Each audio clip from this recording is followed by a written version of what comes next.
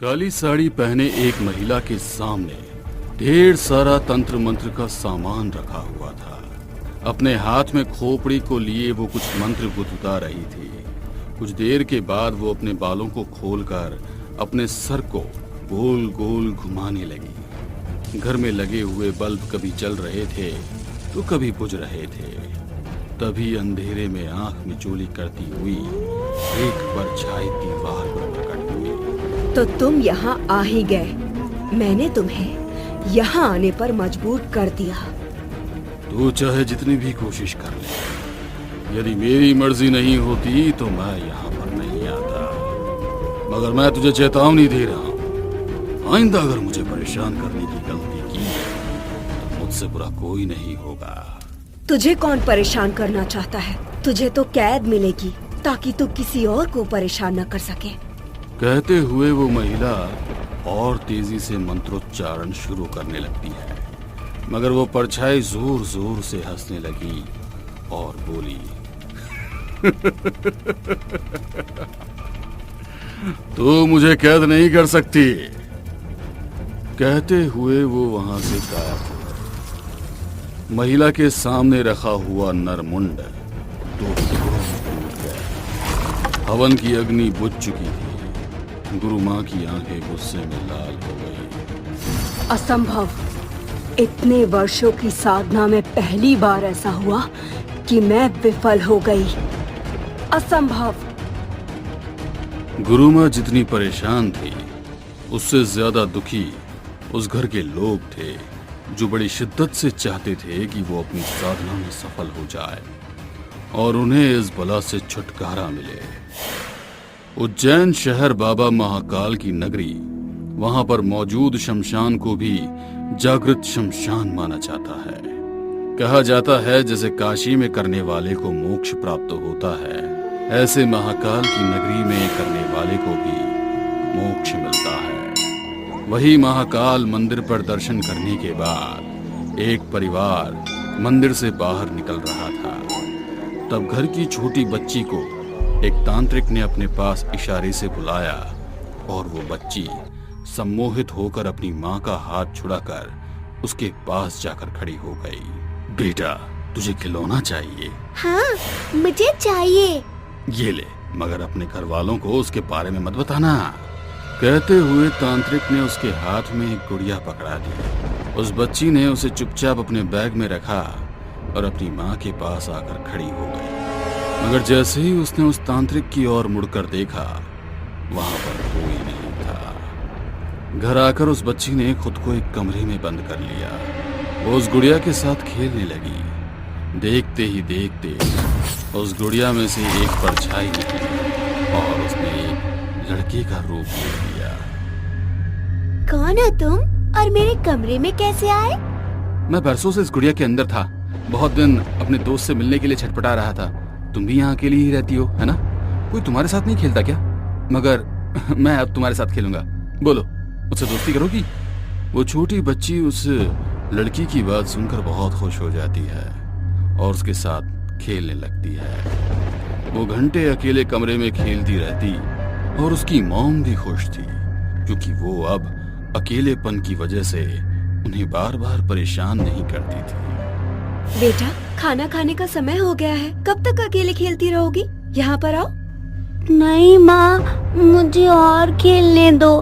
मुझे परेशान मत करो। बच्चे की बात सुनकर माँ थोड़ी सी परेशान हो जाती है और उसके कमरे की ओर जाने लगती है। वहाँ पर उसे दो लोगों की आवाज आ रही थी। घर पे तो कोई भी नहीं आया और गुड़िया तो अकेले खेल रही थी। उसके कमरे में किसकी आवाज आ रही है? वो दबे पांव उस कमरे में दाखिल हुई तो वहाँ पर कुछ भी नहीं था और टीवी चल रहा था। मगर अपने दोस्त के अचानक से चले जाने से वो बच्ची नाराज हो गई। मम्मी, मैंने आपको मना किया था ना कि मेरे कमरे में मत आना। फिर आप क्यों आई? जाइए, मुझे आपसे बात नहीं करनी है और नहीं खाना खाना है। कहते हुए उस बच्ची का चेहरा पूरा सफेद हो गया और आंखें लाल। उसने इतनी आसानी से अपनी मम्मी को कमरे से बाहर कर दिया, मानो उसके अंदर उनसे भी ज्यादा ताकत हो। उसकी माँ हैरान हो गई। उन्हें कुछ भी समझ नहीं आ रहा था कि वो क्या करे। वो अपने पति के आने का इंतजार करने लगी, मगर ऐसा लग रहा था कि आज उसका इंतजार कुछ ज्यादा ही लंबा हो गया। रात के 1 बज रहे थे, मगर वो अभी तक नहीं आए। मोहन, कहाँ हो तुम? आज मुझे तुम्हारी सबसे ज्यादा जरूरत है और तुम अभी तक नहीं आए। वो बार बार मोहन का फोन लगा रही थी, मगर फोन नॉट रीचेबल था। मैं ऑफिस से फोन किया तो वहां से पता चला कि मोहन ऑफिस से बहुत देर पहले ही निकल चुका है। एक तरफ गुड़िया, दूसरी तरफ मोहन, मुझे कुछ समझ में नहीं आ रहा है। एक बार और उसके कमरे में जाके देखती हूँ। जैसे ही शिल्पी गुड़िया के कमरे की तरफ बढ़ने लगी, घर की दीवारें हिल रही थी, दीवारों में दरार हो गई और उसमें से खून बहने लगा। ये देख वो डर के कारण एक ही जगह खड़ी हो गई, मगर फिर उसे अपनी बेटी की चिंता हो रही थी, इसलिए वो धीरे धीरे उसके कमरे की ओर बढ़ने लगी। गुड़िया, कहाँ हो तुम बेटा? मेरे सामने आओ। गुड़िया। मम्मी, मम्मी, मैं यहाँ हूँ, देखो मुझे।